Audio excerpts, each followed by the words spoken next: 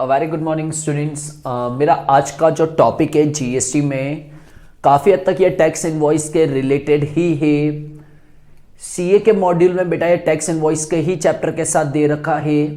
ठीक है, सीएस में सिर्फ थोड़ा सा इंट्रोडक्टरी दे रखा है बेटा। ठीक है, टॉपिक है ई इनवॉइसिंग। टॉपिक क्या है बेटा? E invoicing. अब क्या होता है बेटा, जब मैंने टैक्स इनवॉइस का चैप्टर पढ़ाया था तब मैंने प्राइमा फेसी एक लाइन बोली थी कि यार मेरे लिए मैंडेटरी नहीं है कि मैं ई इनवॉइस इश्यू करूं। अब समझना होता क्या ई इनवॉइस, वो बाद में देखेंगे। इलेक्ट्रॉनिक इनवॉइस, ठीक है। होता क्या, मैंने सबसे पहले बोला था ई इनवॉइस मेरे लिए मैंडेटरी नहीं है, यानी कि जीएसटी लॉ ये कभी मैंडेटरी मेरे को नहीं कहता है कि मैं ई इनवॉइसिंग इश्यू करूं। क्लियर है? तो जीएसटी में ई इनवॉइसिंग नाम का कोई कॉन्सेप्ट नहीं है, लेकिन ये मेरे लिए नहीं है। अगर ऐसा कोई भी रजिस्टर्ड पर्सन, मेरी बात समझना, ऐसा कोई भी registered person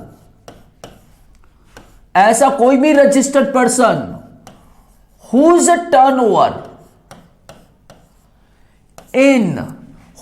turnover in any financial year, मैंने क्या बोला? whose turnover in any financial year from 2017-18 onwards, अगर 2017-18 से किसी भी रजिस्टर्ड पर्सन का टर्नओवर एक्सीड करता है 500 करोड़ से ज्यादा, तो उसके लिए ई इनवॉइसिंग मैंडेटरी है।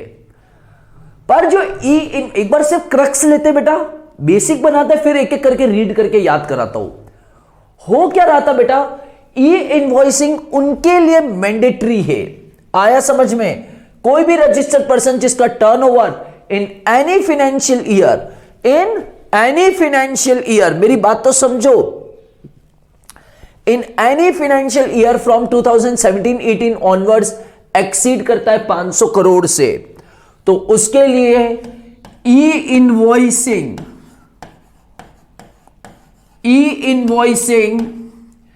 is mandatory for B2B transaction। एक चीज बहुत अच्छे से समझना, ये ई इनवॉइसिंग मैंडेटरी रखी गई है B2B ट्रांजैक्शन के लिए। प्लीज, ये एक पेज की थ्योरी है, स्टूडेंट से ये रिक्वेस्ट है कि वो ये चीज लिख ले। वे बेटा, क्योंकि आपके नोट्स में ये पॉइंट नहीं होंगे प्रोबेबली। आया समझ में? तो समझिएगा, e invoicing is mandatory for B2B transaction. हो क्या रहा था बेटा, समझना। ई इनवॉइसिंग के रिलेटेड सबसे पहले तो ये ऑप्शनल थी।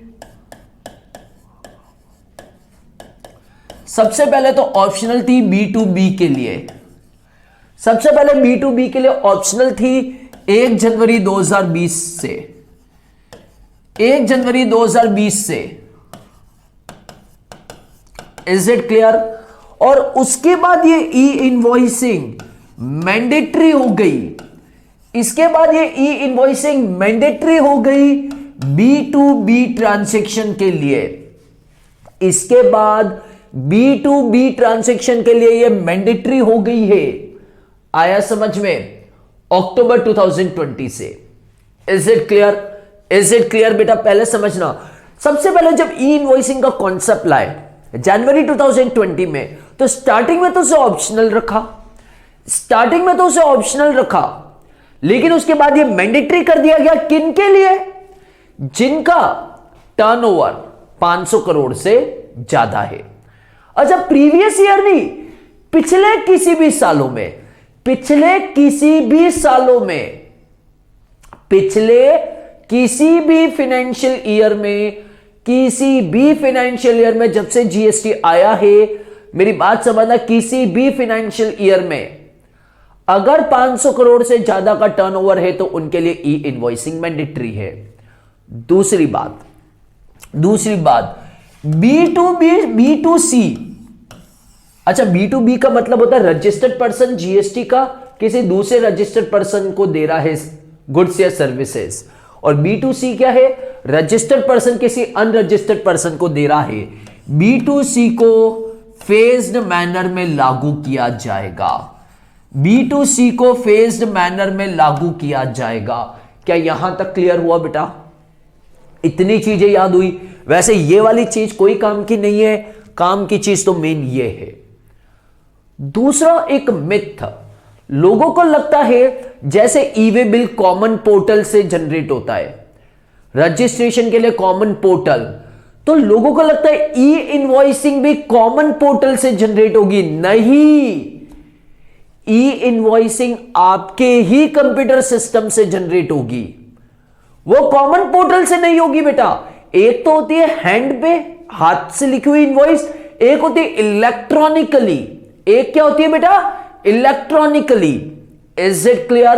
तो प्लीज समझना, हो इतना सा रहा है कि लोगों को यह लगने लग गया था ई इनवॉइसिंग मतलब डिपार्टमेंट इश्यू करके दे रहा है इनवॉइस। नहीं, डिपार्टमेंट तो आपको सिर्फ एक रेफरेंस नंबर देगा, डिपार्टमेंट तो आपको सिर्फ एक रेफरेंस नंबर देगा बस। इनवॉइस तो आपके ईआरपी सिस्टम या आपके कंप्यूटर के थ्रू जनरेट होगी बेटा। अभी से बेस बना रहे, फिर एक एक करके रीड करूंगा आगे। ये जो ई इनवॉइसिंग है बेटा, कुछ केसेस में नहीं लगती है, कुछ केसेस में ई इनवॉइसिंग नहीं चाहिए। अभी नंबर 1 जैसे B2C, नंबर सेकंड अगर SEZ unit, number second SEZ unit, सुन के भूल जाओ एक बार, फिर एक एक करके रीड करेंगे। अगर आपका टर्नओवर 500 करोड़ से कम है तो आपको ई इनवॉइसिंग की कोई जरूरत नहीं है। नंबर 2 B2C करते हो तो अभी ई इनवॉइसिंग की कोई जरूरत नहीं है। नंबर 3 अगर आप ट्रांसपोर्टेशन ऑफ गुड्स के बिजनेस में हो, एक GTA ट्रांसपोर्टेशन ऑफ गुड्स के बिजनेस में है, या आप ट्रांसपोर्टेशन ऑफ पैसेंजर का बिजनेस है, या अशोक ट्रेवल्स, पारस ट्रेवल्स, ठीक है, जितने भी ट्रेवल्स वाले हैं उनको भी नहीं करना है। थिएटर वाले PVR, आइनॉक्स, क्लियर है, सिनेमैक्स, ये जो थिएटर वाले हैं इनको भी ई इनवॉइस जनरेट करने की जरूरत नहीं है, भले इनका टर्नओवर 500 करोड़ से ज्यादा का क्यों नहीं है। तो समझिए, स्पेशल इकोनॉमिक जोन की यूनिट, स्पेशल इकोनॉमिक जोन के यूनिट वाले केस में ई इनवॉइस नहीं चाहिए, ठीक है। नंबर सेकंड B2C में ई इनवॉइस नहीं चाहिए। 500 करोड़ से कम का टर्नओवर है तो ई इनवॉइस नहीं चाहिए। ट्रांसपोर्टेशन ऑफ गुड्स का बिजनेस है, क्लियर है, GTA के द्वारा, या ट्रांसपोर्टेशन ऑफ पैसेंजर का बिजनेस है तो ई इनवॉइसिंग नहीं चाहिए। अदरवाइज 500 करोड़ से ज्यादा होते ही और आप B2B ट्रांजैक्शन कर रहे हो तो ई इनवॉइस चाहिए। Is it clear? Is it clear? तो फर्स्ट चीज एक बार आप ये लिख लीजिए। आया? मैं इसको रीड कर लेता हूं एक बार। आइए, ई इनवॉइसिंग, जीएसटी काउंसिल, मैंने बहुत बार बोल रखा है कि गवर्नमेंट अपनी तरफ से कुछ भी डिसीजन नहीं ले सकती, सारी चीजें कौन लेती है? काउंसिल। जीएसटी काउंसिल का मैं बार बार बता चुका हूं, हेडक्वार्टर न्यू दिल्ली में है। जीएसटी काउंसिल याद है बेटा, हेडक्वार्टर न्यू दिल्ली। दूसरा, क्वेरम 50% होनी चाहिए, रिवाइज करा रहा हूं, क्वेरम 50% होनी चाहिए। सेंटर के वोट का वेटेज 1/3, स्टेट के वोट का वेटेज 2/3। 75% अगर हां कर दे तो यह माना जाएगा कि रिकमेंडेशन हुआ है, यानी जीएसटी काउंसिल सिर्फ रिकमेंड करती है और गवर्नमेंट नोटिफाई करती है।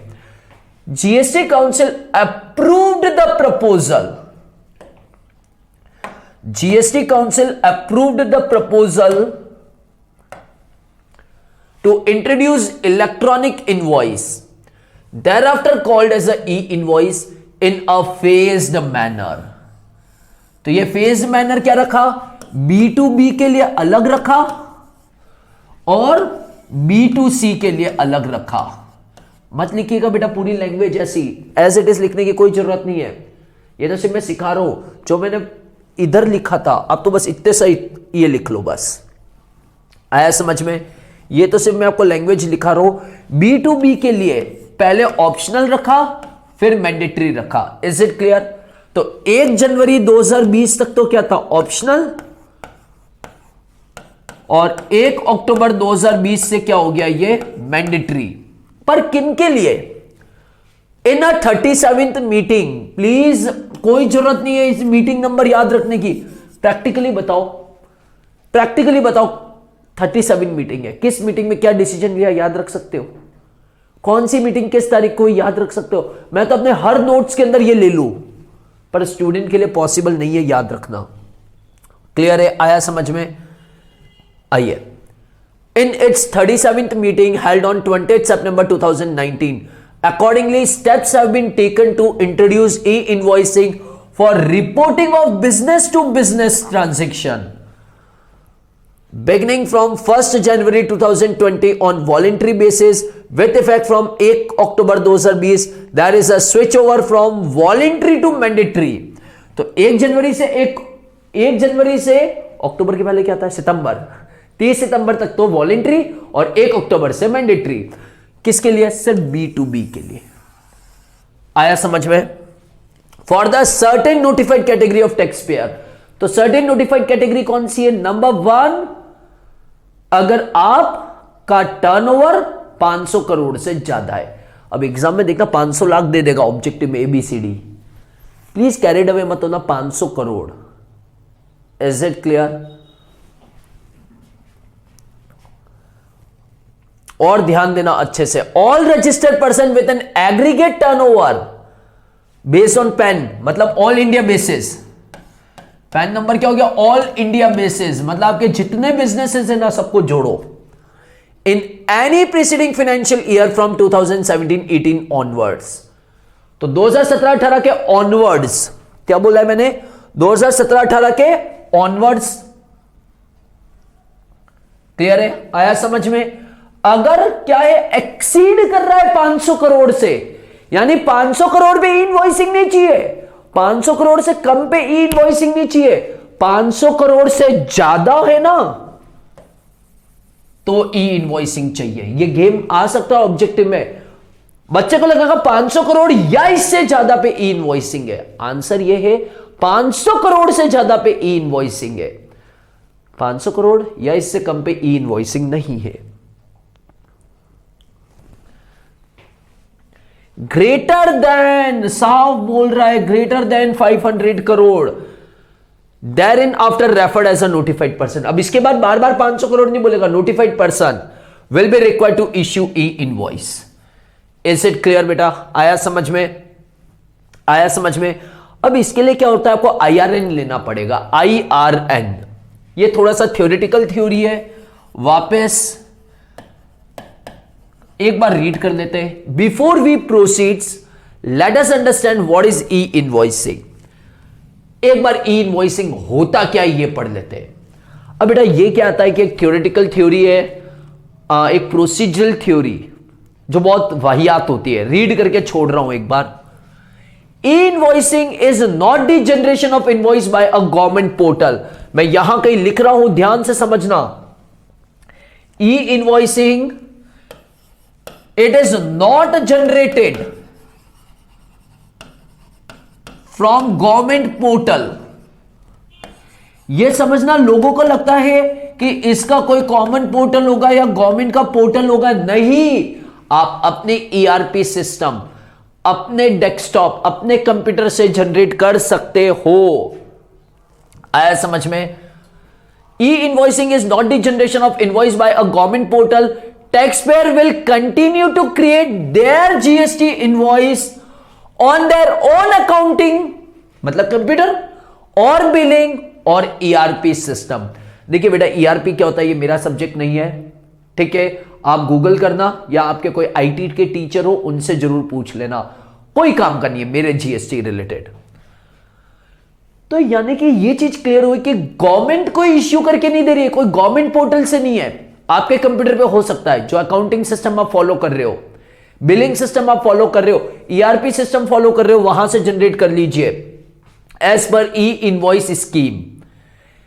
These invoices will be reported to IRP। ये बहुत शानदार आया है। आपने ई इनवॉइसिंग जनरेट कर दी। अब इसमें एक आईआरपी नंबर आएगा, invoice registration portal, that is invoice reference number.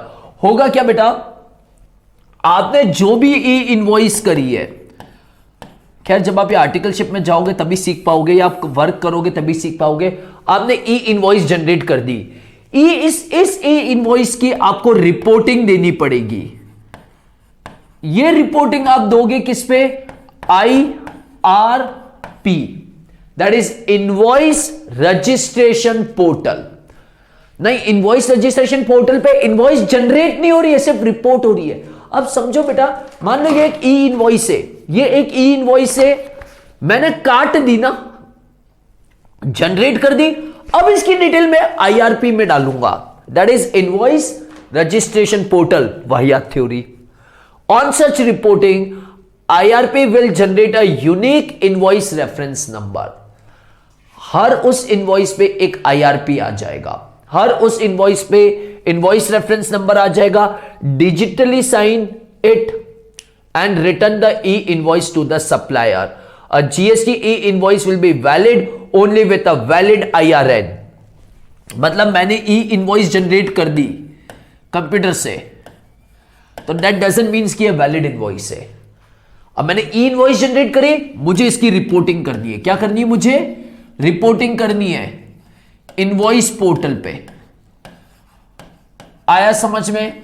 जैसे ही मैं इनवॉइस पोर्टल पे रिपोर्ट करूंगा, ये मेरे को इनवॉइस रेफरेंस नंबर दे देंगे।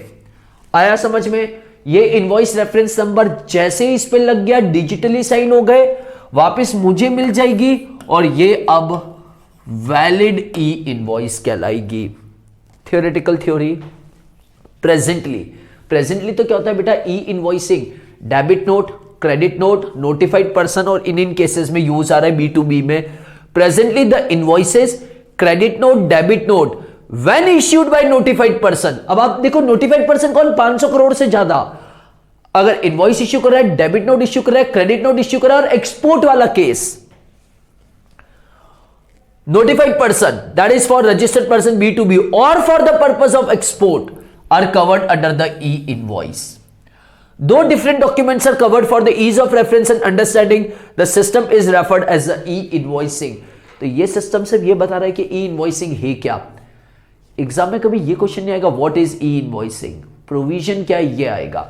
e-invoicing किसके लिए चाहिए, नंबर 1 B2B ट्रांजैक्शन के लिए चाहिए। नंबर 2, अगर आपका टर्नओवर किसी भी साल में 500 करोड़ से ज्यादा हो गया 2017-18 ऑनवर्ड्स, क्योंकि 2017 में तो GST आया था ना, तो उस साल छोड़ दो, और उसके बाद कि किसी भी साल में अगर 500 करोड़ से ज्यादा हो गया टर्नओवर, तो ई इनवॉइसिंग मैंडेटरी है B2B के लिए।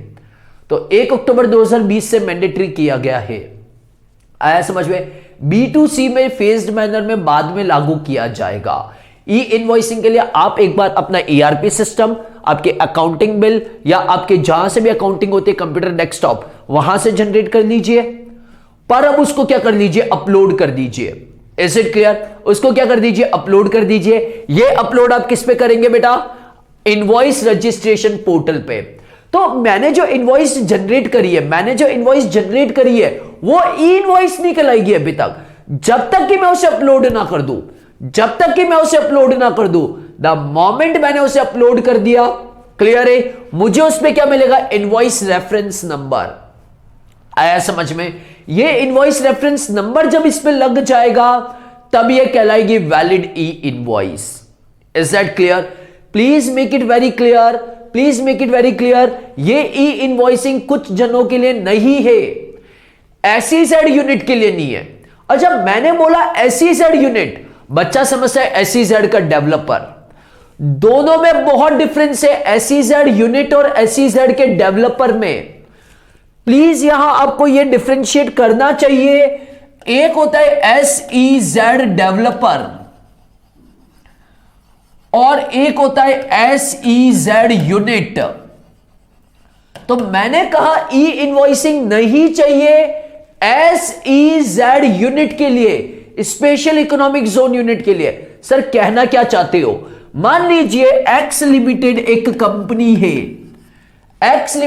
कंपनी है, उसकी 2 यूनिट है, एक स्पेशल इकोनॉमिक जोन में और एक डोमेस्टिक टैरिफ एरिया में। आई थिंक सो आपने ये चीज पढ़ रखी होगी इनकम टैक्स में, स्पेशल इकोनॉमिक जोन में एंड डोमेस्टिक टैरिफ एरिया में। तो मेरी बात समझना, जो एक्स लिमिटेड है ना वो डेवलपर है एसईजेड का, देख लीजिए। तो इसका मतलब ये थोड़ी नहीं है कि एक्स लिमिटेड को ई इनवॉइसिंग रेज नहीं करनी है। हाँ, इसका मतलब यह है कि जो एसईजेड में यूनिट है ना उस पे ई इनवॉइसिंग के प्रोविजन नहीं है, पर जो डोमेस्टिक टैरिफ एरिया में है ना उस पे ई इनवॉइसिंग के नॉर्म्स है। आया समझ में? आया समझ में? प्लीज समझना, प्लीज समझना। एक्स लिमिटेड तो क्या हो गया, एसईजेड का डेवलपर, और मान लीजिए एसईजेड में उसकी यूनिट ए है और डोमेस्टिक टैरिफ एरिया में यूनिट बी है, तो एसईजेड यूनिट क्या कहलाएगी, ए। उसके लिए ई इनवॉइसिंग मैंडेटरी नहीं है, डीटीए के लिए ई इनवॉइसिंग मैंडेटरी है। आई थिंक सो ये आपको क्लियर हो गया होगा बेटा। ई इनवॉइसिंग में मैंने आपको ये बताया था कि सबसे पहली बात तो ई इनवॉइसिंग कोई मैंडेटरी नहीं है हर रजिस्टर्ड पर्सन के लिए, लेकिन अगर आप B2B ट्रांजैक्शन करते हैं, अगर आप B2B ट्रांजैक्शन करते हैं और 2017-18 के बाद 2017-18 के बाद ऑनवर्ड्स अगर आपका टर्नओवर 500 करोड़ से ज्यादा है, अगर आपका टर्नओवर 500 करोड़ से ज्यादा है, अगर आपका टर्नओवर 500 करोड़ से ज्यादा है तो आप एक नोटिफाइड पर्सन है और नोटिफाइड पर्सन को ई इनवॉइस इश्यू करना मैंडेटरी है। 1 अक्टूबर 2020 से ई इनवॉइसिंग इश्यू करना मैंडेटरी है। Is it clear? Okay. E invoice का मतलब ये नहीं है कि गवर्नमेंट पोर्टल पे जाकर के आपको डाउनलोड करना है या गवर्नमेंट पोर्टल से आपको जनरेट करना है, नहीं। पोर्टल आपका खुद का हो सकता है, चाहे ईआरपी, चाहे अकाउंटिंग सिस्टम, किसी भी तरीके से करिए। हां, उसको आपको क्या कराना पड़ेगा बेटा, अच्छे से समझिए, आपको उसको कराना पड़ेगा, इनवॉइस रजिस्ट्रेशन पोर्टल पे डालना पड़ेगा। जैसे ही आपने इनवॉइस रजिस्ट्रेशन पोर्टल पे डाला आपको एक इनवॉइस रेफरेंस नंबर मिल जाएगा। क्लियर है? यानी ये एक वैलिड ई इनवॉइस हो गई, बाकी सारी चीजें फालतू। Is it clear? B2B transaction के लिए होती है। अब समझिएगा आगे एडवांटेजेस क्या है। मैं एक बात बताता हूं बेटा, ये पूरा थ्योरेटिकल टॉपिक आएगा। What are the advantages? Clear है? आखिर ई इनवॉइसिंग के फायदे क्या क्या है, ई इनवॉइसिंग के क्या क्या फायदे हैं, अब अपन ये पढ़ने वाले हैं। तो अब आप इसको अपनी लैंग्वेज में लिख सकते हैं। क्लियर है? आप पॉइंट्स में लिख सकते हैं जैसे आपको सही लगे। मैं रीड कर रहा हूं, एक बार समझना। E invoices has many advantages for the business. होता क्या है बेटा कि ये जो ई इनवॉइसेस आपने गवर्नमेंट लाई है, इससे गवर्नमेंट का इंटेंशन है कि जो आपका GSTR 1 है, जो आपका GSTR 1 है, GSTR 1 वो ऑटोमेटिक बन जाए। अगर ई इनवॉइस जनरेट हुई है तो ऑटोमेटिक GSTR 1 बन जाए, ऑटोमेटिक ई वे बिल जनरेट हो, कि बार बार ये सब कॉम्प्लिकेटेड करने की जरूरत नहीं है। सरकार चाहती है कि बिजनेस को ज्यादा कॉम्प्लिकेट नहीं करना है, चीजों को सिंपल रखना है। तो सरकार ने क्या किया, जो ई इनवॉइस है उससे ऑटोमेटिकली GSTR 1 बन जाए। आया समझ में? आउटवर्ड सप्लाई की डिटेल ऑटोमेटिक ऑटो पॉपुलेटेड हो जाए। नंबर सेकंड, ई वे बिल ऑटोमेटिकली जनरेट हो जाए। अब होता क्या था बेटा, पहले क्या था, जब तक सप्लायर अपना GSTR 1 नहीं फाइल करेगा तब तक रिसिपिएंट को क्रेडिट नहीं मिलती थी। तो सप्लायर के द्वारा कितनी बार गलती से कुछ और मिस्टेक हो गई, कुछ ऐसी गलतियां हो गई। आया समझ में? अब इससे GST की क्रेडिट नहीं मिली रिसिपिएंट को। कितना अच्छा हो, चीजें सारी ऑटो पॉपुलेट हो, ऑटोमेटिक हो जाए, मैन्युअली चीजें हट जाए, तो कम से कम क्रेडिट और ये सब फास्ट होगी, गवर्नमेंट को जल्दी टैक्सेशन होगा। बहुत सारी फेक इनवॉइसेस जनरेट होती है बेटा, बहुत सारे लोग फेक इनवॉइसेस जनरेट करते हैं। आया समझ में? क्लियर है? फेक इनवॉइसेस जनरेट करके क्रेडिट ले लेते हैं। अभी कुछ दिन पहले की न्यूज थी, कुछ सीए को पकड़ लिया गया, 2500 करोड़ की उन्होंने फेक इनवॉइसेस जनरेट करी है और सामने वाले को क्रेडिट दिलवा दी। तो यार ये सब चीजें हटनी चाहिए। तो कुछ एडवांटेजेस हम अपन रीड करते हैं। E invoices has many advantages for the business. मैं बच्चों से रिक्वेस्ट करूंगा कि वो सिर्फ एडवांटेजेस के क्रक्स पॉइंट लिख ले अगर उनको चाहिए हो तो। One such advantage is auto reporting of invoices into GST return and auto generation of e way bill. तो सबसे पहला क्या हो जाएगा? पहला एडवांटेज ऑटो रिपोर्टिंग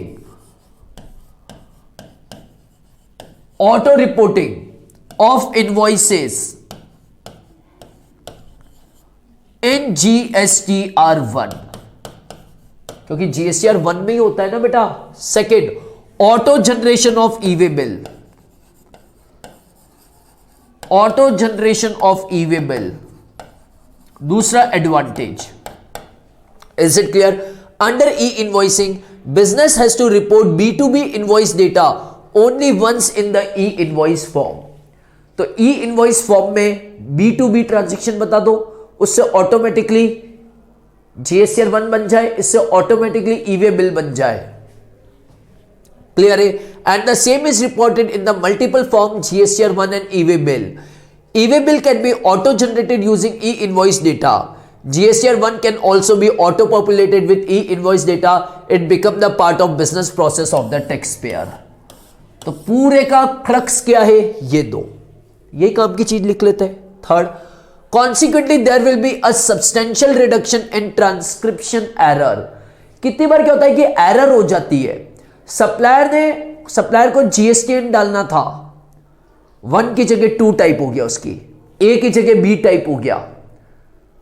अब मेरे नाम से मेरा GSTN मिल ही नहीं रहा है, तो क्रेडिट में बहुत सारी दिक्कत आ जाती है। तो ये सब एरर को रिड्यूस कर देगा। ये सब minimization of error.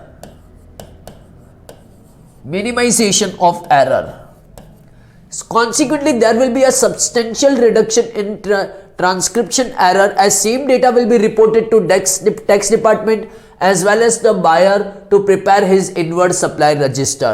On receipt of information through GST system, buyer can do the reconciliation with his purchase order.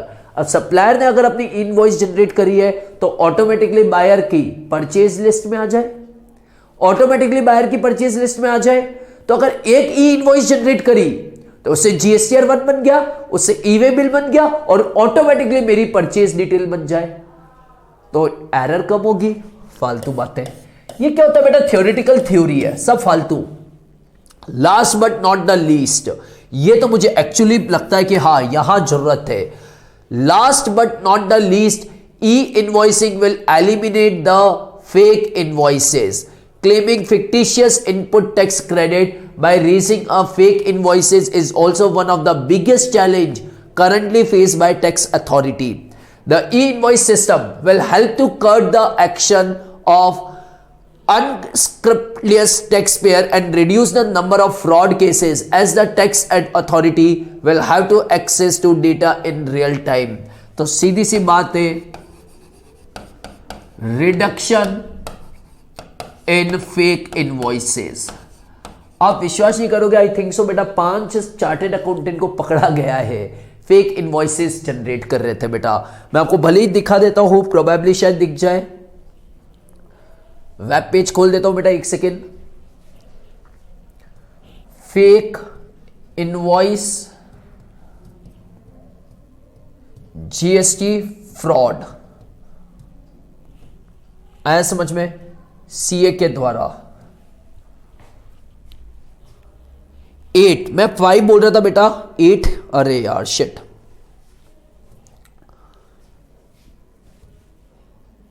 Fake invoices GST fraud, तो इसमें चीज समझना ये रहा।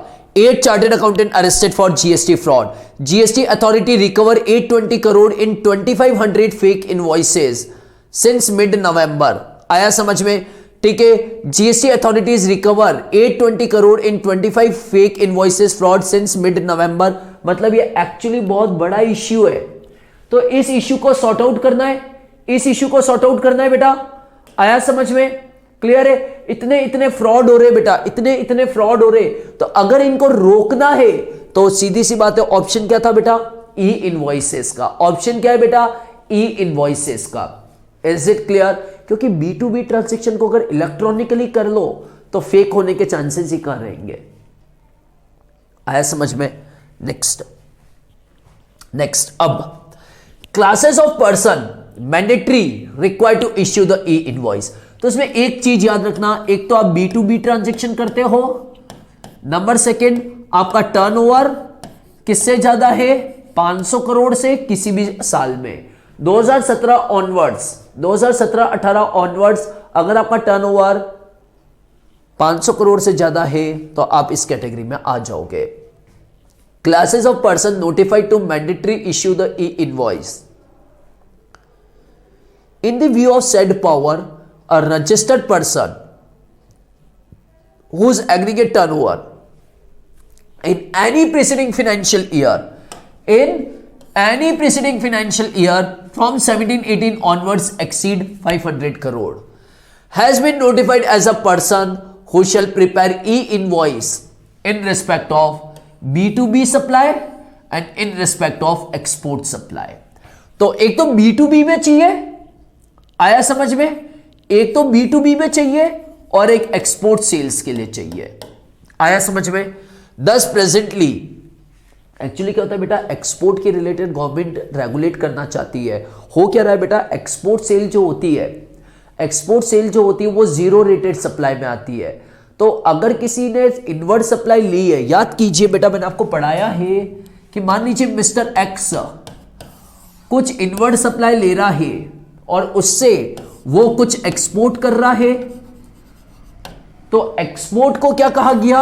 Zero rated supply, zero rated supply, ताकि इस बंदे को इसकी आईटीसी मिल जाएगी by the way of refund, by the way of refund. और इसको RFD 01 फाइल करना पड़ता है। क्या फाइल करना पड़ता है? RFD 01। रिफंड के लिए RFD 01 60 दिन के अंदर रिफंड आ जाएगा, अन्यथा 6% ब्याज के साथ आएगा। Is it clear? 60 दिन के अंदर रिफंड आ जाएगा, अन्यथा 6% ब्याज के साथ रिफंड आएगा। खैर छोड़िए, अपन रिफंड नहीं पढ़ रहे। 10 presently such notified person are not required to report B2C invoices. तो यानी कि अभी B2C के लिए नहीं है। Further however they will be brought under e invoice in the next phase. मैंने कहा था ना फेज मैनर में आ रहा है। Further e-invoicing is not applicable to invoice issued by ISD, Input Service Distributor। याद करो ISD पढ़ाया था, याद कीजिए ISD पढ़ाया था, Input Service Distributor। वैसे तो ये फाइनल लेवल पे आएगा बेटा, वैसे तो ये पूरा फाइनल लेवल पे आएगा, पर फिर भी मैंने आपको सिखाया था, ध्यान से देखिए। बड़ाला क्लासेस राजस्थान में है, बड़ाला क्लासेस मध्य प्रदेश में है, बड़ाला क्लासेस गुजरात में है, बड़ाला क्लासेस महाराष्ट्र में है, और एक और बड़ाला क्लासेस सपोज करो दिल्ली में है। तो सभी का रजिस्ट्रेशन नंबर तो अलग अलग होगा। हाँ, सब में पैन नंबर एक ही होंगे, सब में पैन नंबर तो एक ही होंगे बेटा, ये पक्का है। हर एक का पैन नंबर तो एक ही होगा, मेरी बात तो सुनो, हर एक का पैन नंबर तो एक ही होगा। मतलब मध्य प्रदेश में भी वही पैन नंबर यूज आएगा। Is it clear? Madhya Pradesh के लिए भी वही पैन नंबर यूज आएगा, गुजरात के लिए भी वही पैन नंबर यूज आएगा। समझना बेटा, जो पैन नंबर मध्य प्रदेश के लिए यूज आया है वही पैन नंबर गुजरात के लिए यूज आएगा, वही पैन नंबर महाराष्ट्र के लिए यूज आएगा, वही पैन नंबर दिल्ली के लिए यूज आएगा। पर हर केसेस के साथ स्टेट कोड अलग अलग हो जाएगा, हर केसेस के लिए स्टेट कोड अलग अलग हो जाएगा। गुजरात के लिए 24, मध्य प्रदेश का जो भी होगा, महाराष्ट्र का जो भी होगा, दिल्ली का जो भी होगा, और पीछे की 3 डिजिट वेरी हो जाएगी। Is that okay? अब क्या हुआ, बड़ाला क्लासेस ने टेलीविजन में ऐड दिया, टेलीविजन में ऐड दिया, तो उस एड एजेंसी को बिल काटना है बड़ाला क्लासेस के नाम पे, उस एड एजेंसी को बिल काटना है बड़ाला क्लासेस के नाम पे। तो किसके नाम पे काटे? राजस्थान, तो खाली क्रेडिट राजस्थान को मिल जाएगी। मध्य प्रदेश, तो खाली क्रेडिट मध्य प्रदेश को मिल जाएगी। गुजरात, महाराष्ट्र, दिल्ली, तो खाली उन्हीं को मिल जाएगी। तो लॉ ये कहता है इनमें से कोई एक ऑफिस, इनमें से कोई एक ऑफिस बेटा, इनमें से कोई एक ऑफिस को आईएसडी के तहत सेपरेटली रजिस्टर्ड कर देते। तो चलो किसको करें? मध्य प्रदेश को करते हैं। मध्य प्रदेश अच्छा है, चलो इसको आईएसडी के तहत सेपरेटली रजिस्टर्ड कर देते हैं। Is it clear? इसको आईएसडी के तहत सेपरेटली रजिस्टर्ड कर दिया, तो ये नॉर्मल रजिस्टर तो हुआ ही हुआ है, नॉर्मल तो हुआ ही हुआ है, आईएसडी के तहत भी रजिस्टर्ड हुआ है। ये नॉर्मल तो रजिस्टर्ड हुआ ही है, एज वेल एज आईएसडी में भी रजिस्टर्ड हुआ है। यहां तक क्लियर है? तो ये आईएसडी के तहत भी रजिस्टर्ड तो हो गया। अब बात ये आई समझना, सेपरेटली रजिस्टर्ड होगा तो इस मध्य प्रदेश के ऑफिस को हम क्या बोलते हैं? Input service distributor. तो ये इनपुट सर्विस डिस्ट्रीब्यूटर को कोई ई इनवॉइसेस की जरूरत नहीं है, क्योंकि कोई ई इनवॉइसेस की जरूरत नहीं है बेटा, याद रखना।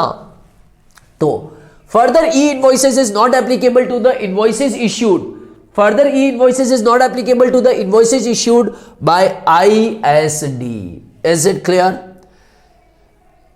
आगे समझना, if the invoice issued by notified person is in respect of supplies made by him, tax on which the payable under reverse charge mechanism. If the invoice issued by a notified person is in respect of supplies made by him on which tax is payable under reverse charge, e-invoicing is mandatory. क्या कहता है ये समझना। X limited है, इसका 1 साल का turnover 500 crore से ज्यादा हो गया, तो इसके लिए ई इनवॉइसिंग मैंडेटरी है। यहां तक क्लियर है? फिर चाहे वो ई इनवॉइसिंग इसके लिए मैंडेटरी, चाहे वो सप्लाई कर रहा है वाई लिमिटेड को और ये आरसीएम के तहत टैक्सेबल है, तो भले टैक्स वाई को देना है, भले टैक्स वाई को देना है बेटा आरसीएम के तहत, पर एक्स ये नहीं कह सकता कि वो है ना ई इनवॉइसिंग के प्रोविजन फॉलो नहीं करेगा। चूंकि एक्स का टर्नओवर 500 करोड़ से ज्यादा हुआ तो उसको ई इनवॉइसिंग के प्रोविजन फॉलो करने हैं। आया समझ में? यानी कि अ टैक्स पेयर से a firm of advocate having the turnover in a financial year more than 500 crore is supplying the services to a company who will be discharging the tax liability under reverse charge, तो भी ये tax payer को करना पड़ेगा। Such invoices have to be reported by said taxpayer to IRP। आया समझ में? कोई दिक्कत बेटा? देखो बेटा, अगर आपको लगे ये इंपॉर्टेंट है तो लिखते रहना, बाकी कोई जरूरत नहीं है इतना, ठीक है? शॉर्ट नोट्स इसके एक रफ में बना दो बेटा किसी एक पेज पे, दैट्स इट, वो पेज बहुत है। If the invoice issued by a notified person is in respect of supply made by him, tax on which payable under reverse charge under 9 subsection 3 e-invoicing is applicable। अच्छा, तो मैंने अभी ये के read किया है, अच्छा लाइन ही रिपीट हो गई है, okay. Is it okay? On the other hand, where the specified category of supply are received by notified person from unregistered person or through the import of services, e-invoicing does not arise, not applicable। अब होता क्या है, मान लीजिए unregistered person है, ये सिर्फ knowledge के लिए बता रहा हूं बेटा, ठीक है? इतना इन डेप्थ जाने की जरूरत नहीं है वैसे। मान लीजिए अनरजिस्टर्ड पर्सन है, ये सप्लाई दे रहा है रजिस्टर्ड पर्सन को और 9 सबसेक्शन 4 एप्लीकेबल हो रहा है, 9 सबसेक्शन 4 एप्लीकेबल हो रहा है, तो ये बंदा ई इनवॉइस इश्यू नहीं करेगा। अब आपको पता है ना, इसको इनवॉइस तो देनी पड़ेगी, इसको याद करो, टैक्स इनवॉइस के चैप्टर में पढ़ा है, इस रजिस्टर्ड पर्सन को इनवॉइस तो देनी ही पड़ेगी। कौन सी देनी पड़ेगी? Tax invoice. क्या वो टैक्स इनवॉइस ई इनवॉइस हो सकती है क्या? नहीं, सर क्यों नहीं है, ऐसा क्यों नहीं है? बेटा जो ई इनवॉइस का कॉन्सेप्ट है उसका मेन एम ये है कि ताकि ऑटोमेटिकली जीएसटीआर 1 बन जाए आउटवर्ड सप्लाई, ताकि ऑटोमेटिकली ई वे बिल जनरेट हो जाए। इसका मेन लॉजिक तो यही था। अब सोचिए, ये एक अनरजिस्टर्ड पर्सन ये एक्स लिमिटेड को दे रहा है supply, x limited registered person है, ये अनरजिस्टर्ड पर्सन है, और रिवर्स चार्ज लग रहा है 9 सबसेक्शन 4। तो एक चीज याद रखो ना बेटा, ई इनवॉइस जो होगी ना वो सिर्फ आउटवर्ड के लिए है, क्योंकि उसका एम जीएसटीआर 1 है। अब इसने जो सप्लाई दी उस पे इनवॉइस तो यही काटेगा एक्स, याद करो, पर वो ई इनवॉइस नहीं होगी, पर वो ई इनवॉइस नहीं होगी, बस इतना से याद रख लेना। On the other hand, where the specified category of supply are received by notified person from unregistered person, clearly e-invoicing does not arise or not applicable. E-invoicing is also not applicable for import of goods. देखो export पे तो है पर import पे नहीं है, यानी कुल मिलाकर के आप सिर्फ थ्योरी में लिख लेना, एक्सपोर्ट ऑफ गुड्स के लिए ई इनवॉइस है, इंपोर्ट ऑफ गुड्स के लिए ई इनवॉइस नहीं है। अरे दे रहे हो उसके लिए है, ले रहे हो उसके लिए नहीं है। आप दे रहे हो, आउटवर्ड सप्लाई कर रहे हो, आपके लिए ई इनवॉइस है, आपको मिला है उसके लिए ई इनवॉइस नहीं है। तो इतना सा लिख ले शॉर्ट में, इनवर्ड सप्लाई के लिए ई इनवॉइस नहीं है, फिर चाहे वो इंपोर्ट ही क्यों नहीं हो, और आउटवर्ड सप्लाई के लिए ही ई इनवॉइस है, फिर चाहे वो रिवर्स चार्ज में ही टैक्सेबल क्यों ना हो। अब आ गया होगा, अब आ गया होगा बेटा। नेक्स्ट, अरे लास्ट पॉइंट है ये, लास्ट पॉइंट है बेटा, जो ये मैं जरूर कहूंगा कि बच्चों को लिखिए, this is the most important. E invoices नहीं चाहिए, following entities are excepted from e invoice. ये तो जरूर लिखना बेटा, 1 2 3 4 5 आया समझिए, 5 पॉइंट जरूर लिखना है। फॉलोइंग केसेस में ई इनवॉइस नहीं चाहिएगी, special zone, special economic zone unit, उसने यूनिट बोला है, उसने डेवलपर नहीं बोला है, उसने डेवलपर नहीं बोला है, उसने एसईजेड यूनिट बोला है। सर क्या मतलब है? एक डेवलपर की तो एसईजेड में भी हो सकता है और आउटसाइड द एसईजेड भी तो हो सकता है। इसके कहीं लिख लीजिएगा बेटा, एक्स लिमिटेड है,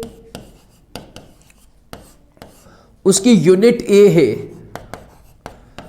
और यूनिट बी है, यूनिट बी एसईजेड में है, तो एक्स लिमिटेड तो क्या कहलाएगा? डेवलपर। एक्स लिमिटेड क्या कहलाएगा? डेवलपर। और यूनिट बी क्या कहलाएगी? SEZ unit. तो इसके लिए ई इनवॉइस नहीं है। नंबर सेकेंड, बैंकिंग और फाइनेंशियल इंस्टीट्यूशन के लिए ई इनवॉइस नहीं है, एनबीएफसी भी। Insurance company, banking company, NBFC या फाइनेंशियल इंस्टीट्यूशन, इनके लिए भी ई इनवॉइस नहीं है। आया समझ है? इवन दो इनके लिए 500 करोड़ से ज्यादा का टर्नओवर क्यों ना हो। GTA supplying the services in relation to the transportation of goods in a goods carriage, इनके लिए भी ये सब पढ़ा दिया था कल वाली क्लास में। Supplier of passenger transportation service, ये भी पढ़ाया था। और एक पीवीआर मैंने बताया था, person supplying the services by the way of exhibition of cinematography film in multiplex screen. Multiplex screen वालों के लिए भी नहीं है PVR. Is it clear? Thus, above mentioned entities are not required to issue e-invoices even if their turnover exceed 500 crore. It is important to note here that only SEZ unit, not the SEZ developer, are exempted from e-invoice. Thus, the SEZ developer मतलब X Limited, whose turnover exceed 500 crore are mandatory required to issue e-invoice. Further in case of supply made by notified person to SEZ, e invoices need to be issued. तो outward supply के लिए तो है ना, अरे मैं SEZ unit हूं, आप मुझे दे रहे हो तो आपके लिए तो ई इनवॉइस है, मैं जो दे रहा हूं मेरे लिए ई इनवॉइस नहीं है। वापस सुन लो, एसईजेड यूनिट को आप दे रहे हो तो ई इनवॉइस है, मैं जो दे रहा हूं उस पे ई इनवॉइस नहीं है। Is it clear? आइए लास्ट 1 मिनट की क्लास और है। Maharaja private limited has a SEZ and a regular DTA, the total turnover exceed 500 crore, however the turnover of DTA is below 100 crore. भले डीटीए का 100 करोड़ से कम है, तुझे तो कर दी है क्योंकि एग्रीगेट टर्नओवर देख रहे हैं। In this scenario SEZ unit is exempted from e-invoicing. However, e-invoicing will be applicable to DTA unit because the aggregate turnover exceed 500 crore. The eligibility is based on the aggregate annual turnover on common portal. आया समझ में? तो जहां जहां मैंने turnover लिखा है वहां वहां आप एग्रीगेट टर्नओवर लिखेंगे। Is it clear? अब एक अमेंडमेंट आया है ई इनवॉइसिंग में। आपने सभी ने ये चैप्टर पढ़ रखा है ई इनवॉइसिंग। प्लीज नोट्स निकाल लीजिए, प्लीज नोट्स निकाल लीजिए। मैं पूरा ई इनवॉइसिंग नहीं पढ़ा रहा, मैं से ऊपर ऊपर से अमेंडमेंट बता देता हूं क्योंकि कोई ज्यादा बड़ी बात नहीं हुई है। समझना, ई इनवॉइसिंग में क्या था बेटा, पहले यह होता था कि B2B ट्रांजैक्शन ई इनवॉइसिंग के द्वारा ही बताए जाएंगे। अगर 2017-18 के बाद से किसी भी साल अगर आपका टर्नओवर 500 करोड़ से ज्यादा रहा है तो, मेरी बात समझना, 2017-18, 2018-19, 2019-20, 20-21 एंड सो ऑन, अगर किसी भी साल 500 करोड़ से ज्यादा रहा है, किसी भी एक साल, मैं एग्रीगेट नहीं बोल रहा ना बच्चों, किसी भी एक साल 500 करोड़ से ज्यादा रहा है तो ई इनवॉइसिंग मैंडेटरी है। अब लेकिन इसमें अमेंडमेंट आ गया है, वो ये कहता है कि 500 करोड़ की लिमिट को रिड्यूस कर दो 50 करोड़।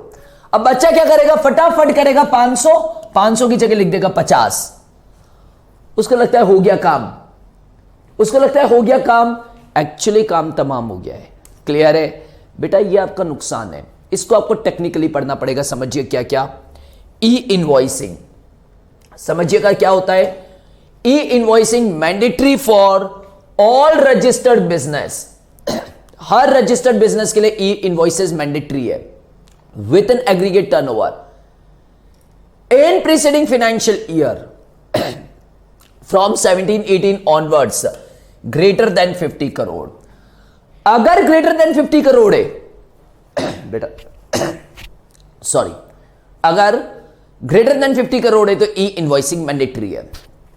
Is it clear? तो समझाता हूं, देखिए क्या कहता है। With effect from 1 October 2020, please बेटा गला खराब है, थोड़ा व्यवहार रखना।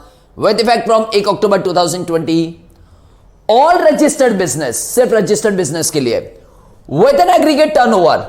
अच्छा सर आपने तो कहा था एग्रीगेट नहीं लेना, अरे एग्रीगेट टर्नओवर 1 साल का, यूं नहीं कि तीनों साल को एग्रीगेट कर दो, ये ध्यान रखना। With an aggregate turnover in any preceding financial year from 17-18 onwards greater than 500 crore were required to mandatory issue the e invoice for B2B transaction. तो देखिए B2B ट्रांजेक्शन के लिए ई इनवॉइस मैंडेटरी था। तो 1 अक्टूबर 2020 से लिमिट कितनी थी? 500 करोड़ की।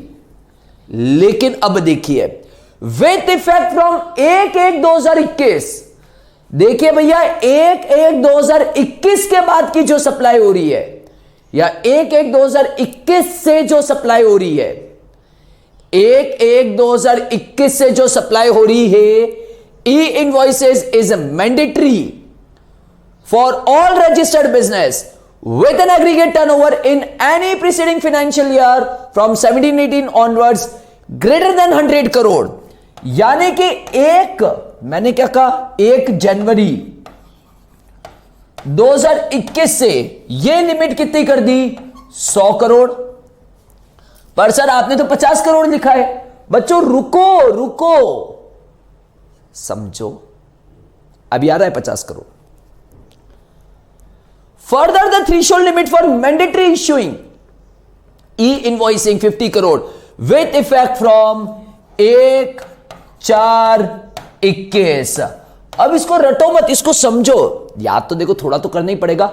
अगर सबसे पहले अगर आपकी इनवॉइस इश्यू हुई है, इनवॉइस इश्यू हुई है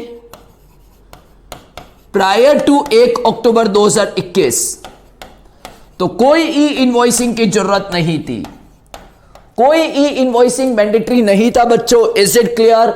अगर इनवॉइस इश्यू हुई है इसके पहले तो कोई ई इनवॉइस मैंडेटरी नहीं था, लेकिन अगर ई इनवॉइस इश्यू हुई है, अगर आप जो भी सप्लाई कर रहे हो 1 अक्टूबर 21 से लेकर के 31 दिसंबर 21 तक, 1 अक्टूबर 21 नहीं है बेटा, 20 है, सॉरी व्यवहार रखना, 20 31/12/21 से, मेरी बात समझना, इस टाइम लिमिट इसके लिए यह कहा है जैसे ही 500 करोड़ से ज्यादा का था, जैसे ही 500 करोड़ से ज्यादा का था, इन इनवॉइसेस के इस दरमियान की जो इनवॉइसेस है उसके लिए थ्रेशोल्ड लिमिट कितनी देखोगे, 500 करोड़। 1/1/21 से 31/3/21 तक यही चीज 100 करोड़ हो गई। यही चीज बच्चों कितनी हो गई, 100 करोड़ हो चुकी है। आया समझ में? Is it clear? और इसके बाद 1/4/21 से और आज ये लिमिट कितनी हो चुकी है, 50 करोड़। मतलब आज अगर मेरी बात सुनना, आज जुलाई 21, अगस्त 21, नवंबर 21, दिसंबर 21, जनवरी 22 चल रहा है से फॉर एग्जांपल, तो आज की डेट में हम जो लिमिट देखेंगे ना वो देखेंगे 50 करोड़। मतलब 2017-18 से लेके आज तक, 2017-18 से लेके आज तक किसी भी साल अगर aggregate turnover, annual aggregate turnover 50 crore से ज्यादा है तो ई इनवॉइस मैंडेटरी है। अब आपको समझ में आ गया होगा, ये लिख लीजिए अगर आपको चाहिए, वैसे विजिबल है नहीं है, आई डोंट नो एग्जैक्टली।